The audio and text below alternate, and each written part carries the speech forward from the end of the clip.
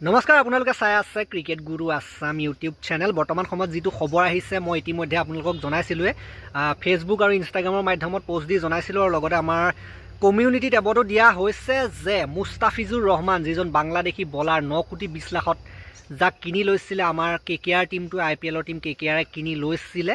আৰু বৰ্তমান সময়ত খবৰ ওলাইছে যে মুস্তাফিজুৰ ৰহমানক IPLৰ পৰা বাহিৰ কৰা হৈছে। BCCIয়ে নিৰ্দেশনা প্ৰদান কৰিছিলে KKR টিমটোক যে অতি সোনকালে IPLৰ পৰা আঁতৰাব লাগে, নিজৰ টিমৰ পৰা নাম কাটি দিব লাগে মুস্তাফিজুৰ ৰহমানৰ।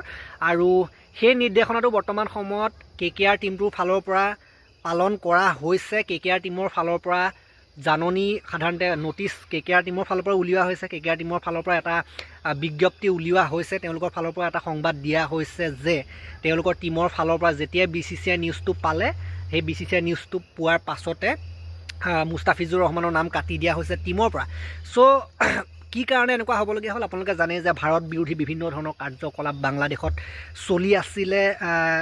কেইদিনমানৰ আগৰ পৰা দেখিছিলে কি ধৰণৰ পৰিস্থিতি হৈ আছিলে। সেইবিলাকৰ কাৰণেই সাধাৰণতে মুস্তাফিজুৰ ৰহমানক এইবাৰ 2026 IPLৰ পৰা বেন কৰি দিয়া হৈছে, আঁতৰাই দিয়া হৈছে। আৰু এতিয়া মেইন কথাটো হ'ল যে কি লোকচান কাৰ হ'ব? KKR টিমটোৰ কিন্তু যথেষ্ট লোকচান হ'ব, কাৰণ তেওঁলোকে যথেষ্ট এটা বিশাল ধনৰাশি 9 কোটি 20 লাখ টকা দি পেলাই তেওঁক IPL অকশ্যনত কিনিছিলে। গতিকে তেনেকুৱা এটা বলাৰ, মানে এতিয়া কি হ'ল, যিহেতুকে অকশ্যনত কিনিছিলে, গতিকে BCCIৰ ক্ষেত্ৰতে এই ক্ষেত্ৰত কিছুমান খেলি মেলি আছে। কাৰণ BCCI যদি মুস্তাফিজুৰ ৰহমানক উলিয়াই দিব লাগে, তেতিয়া অকশ্যনতে অংশগ্ৰহণ কৰিবলৈ দিব নালাগিছিলে, অকশ্যনতে নাম দিবলৈ দিব নালাগিছিলে।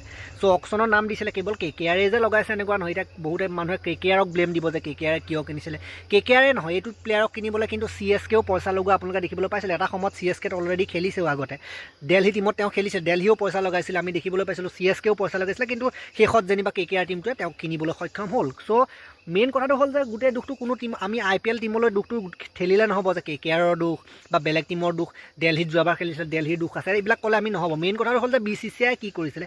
BCCI বাৰু এতিয়া ঘপককৈ তেওঁৰ নামটো কাটিবলৈ কৈ দিলে, কিন্তু এই বস্তুটো আগতে কৰিব লাগিছিলে, IPL অকশ্যনৰ আগতে কৰিব লাগিছিলে। এতিয়া KKR টিমটোৰ কিন্তু হেভি লছ হৈছে, কাৰণ 9 কোটি 20 লাখত আৰু বেলেগ বলাৰৰ দিশতো তেওঁলোক যাব পাৰিলে হ'লে, 9 কোটি 20 লাখ টকাত বেলেগ ভাল বলাৰৰ দিশতো যাব পাৰিলে হ'লে। তেওঁলোকৰ টিমত অলৰেডি বহুতকেইটা ভাল বলাৰ আছে, কিন্তু মুস্তাফিজুৰৰ ঠাইত সেই 9 কোটি 20 লাখটোতো আৰু কিবা এটা বেলেগ এটা এডিশ্যন কিনিব পাৰিলেহেঁতেন, ভাল এটা কিবা বলাৰ কিনিব পাৰিলেহেঁতেন। গতিকে সেইটো তেওঁলোকৰ লোকচান। গতিকে এতিয়া চাব লাগিব যে তেওঁলোকে ৰিপ্লেচমেণ্ট হিচাপে কাক আনে। ৰিপ্লেচমেণ্ট হিচাপে আৰু বহুত বলাৰ বিচাৰিলে পাই যাব। সেইটো বাৰু KKR টিমটোৱে ঘোষণা কৰিব যেতিয়া তেওঁলোকে আকৌ ৰিপ্লেচমেণ্ট ঘোষণা কৰে। আৰু মেইন কথাটো হ'ল যে পইচাটো হয়তো নাপাব, পইচাটোতো ছিজন খেলাৰ পাছতহে পায়, লগালগ পাই নাযায় 9 কোটি 20 লাখ। গতিকে মুস্তাফিজুৰে এতিয়া নাম কটাৰ কাৰণে পইচা পাম বুলি ভাবি আছিলে, পইচাটোও নাপায়, খেলিবলৈও নাপায়। যিটো পইচা পাবলগীয়া আছে সেইটো হয়তো বেলেগে পাব, বা ইয়াতকৈ কম দামৰ বলাৰো কিনিব পাৰে, আমি চাই লওঁ। গতিকে যি কি নহওক KKR টিমটোৱে হেভি লছৰ হিচাপৰ পৰা চাবলৈ গ'লে বাকী বেলেগ বলাৰ কিনিব লাগিব। আৰু মেইন কথাটো হ'ল যে KKRৰ হাতত শ্লট আছে, দুটামান বলাৰো কিনি ল'ব পাৰে একেটা ঠাইতে, যদি বিচাৰে তেওঁলোকে। যিহেতুকে শ্লট থকাৰ কাৰণে দুটামান শ্লট আছিলে তেওঁলোকৰ, মুস্তাফিজুৰকে ধৰি, গতিকে কিনি ল'ব পাৰিব। গতিকে চাওক কাক ৰিপ্লেচমেণ্ট হিচাপে ঘোষণা কৰে। গতিকে এই আপডেটটোত ইমানে আছিলে। আপোনালোকে কি ভাবে, মনৰ ভাৱ এই বিষয়ে কমেণ্টত জনাবলৈ নাপাহৰিব। মই ভিডিঅ'টো ইমানটা সমাপ্ত কৰিলোঁ। ভাল লাগিলে যদি লাইক কৰি দিব, শ্বেয়াৰ কৰিব, চেনেলটোলৈ নতুনকৈ আহিছে যদি ছাবস্ক্ৰাইব কৰি ঘণ্টাটো দবাই থৈ যাবলৈ নাপাহৰিব। তেতিয়ালৈকে আৰু এটা নতুন ভিডিঅ' লৈ প্ৰতিশ্ৰুতিৰে মই বিদায় মাগিছোঁ। ধন্যবাদ।